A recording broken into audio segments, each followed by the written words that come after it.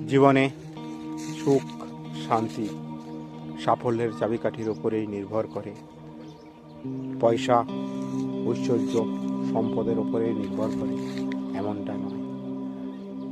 দেখা যাচ্ছে রাজপ্রাসাদের চারি দেওয়ালের মধ্যে কারুর কান্না, যেটা কাউকে শোনা দেয় না, বুক ফাটা আর্তনাদ, যেটা কারুর দৃষ্টিগোচর হয় না। তাই আমরা হয়তো ভাবি ওই মানুষটা খুব সুখে আছে, কিন্তু দেখা যাচ্ছে আমরা যাকে দেখতে পাই রাস্তার ঝুপড়িতে দিনের পর দিন হাসি মুখে জীবনযাপন করছে, তার হাসিটাই আমাদের চোখে পড়ে, তার দুঃখটাই আমরা চোখে পড়ে। তাই আমরা ভাবি হয়তো ওই মানুষটা খুব দুঃখে আছে, বা হাসিতে আছে, বা খুব শান্তিতে আছে। সুখ শান্তি দুটো আপেক্ষিক।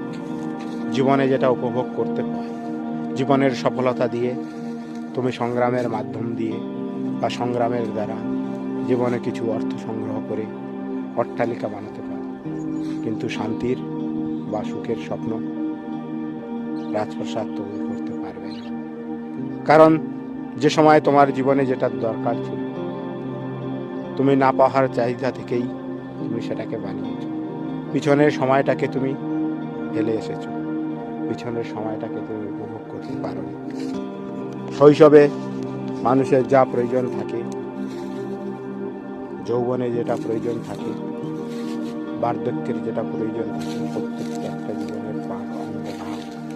তুমি সেটা সে সময় না পেলে পরক্ষণে তুমি পাওয়ার জন্য মরিয়া সংগ্রাম বা চেষ্টার দ্বারা জীবনে সেটা অর্জন করবে।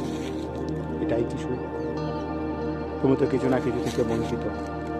প্রেম, ভালোবাসা, মায়া, শৈশবে সৌন্দর্য দিনগুলো যা তোমার কাছে অধরা থেকে গেল, তুমি কি সেগুলোকে আর কোনোদিন ফিরিয়ে আনতে পারবে? তাই একটা কথায় কথা আছে, সুখ স্বপ্নে, মানে তোমাকে ভাবনার জগতে থেকে জীবনের সুখটাকে উপভোগ করতে হবে, স্বপ্ন দেখে, স্বপ্নের মাধ্যমে। আর সুখ শ্মশান, যেখানে যার কোনো চির প্রতিদ্বন্দ্বী থাকবে না, যেখানে তুমি শান্তির নিদ্রা, শান্তিতেই জীবনটাকে, শেষ লগ্নটাকে অতিবাহিত করতে পারবে।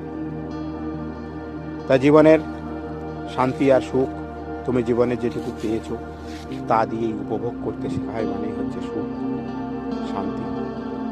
অট্টালিকার ওপরে, অর্থের ওপরে, ঐশ্বর্যের সর্বশিখরে পৌঁছে গেলেই জীবনের সমস্ত সুখ পাওয়া যাবে না, অসম্ভব। রাস্তার গলিতেও